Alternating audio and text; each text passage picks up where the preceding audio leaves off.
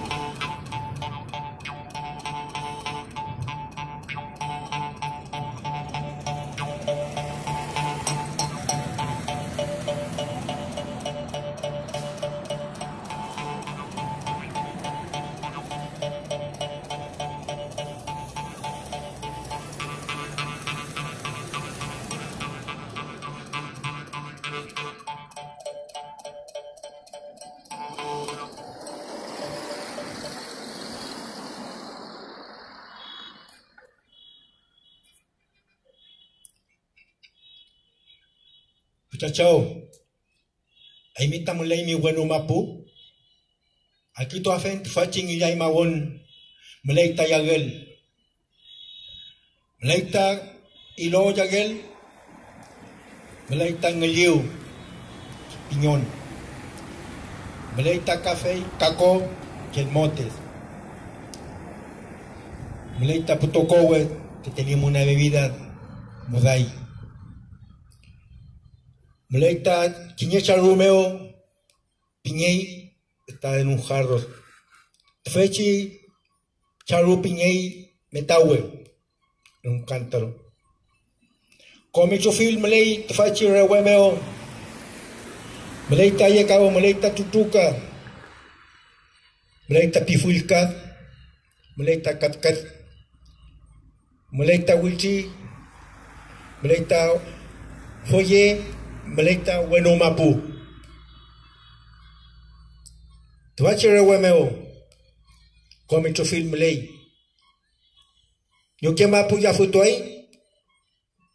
Nechen alkut melei bueno mapu kalfu mapu halkutuai. Champling nechen. Kemati payai tefaci nilai magon. Haimita mi piel mi.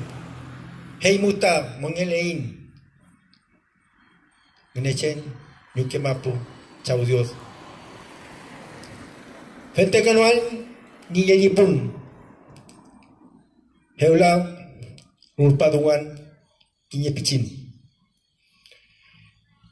Bueno, yo di alguna oración, porque en Illaymagún traducido sería oración, dando agradecimientos a un Nechen que está arriba en el cielo, en el Calfumapu, sobre por todas las cosas,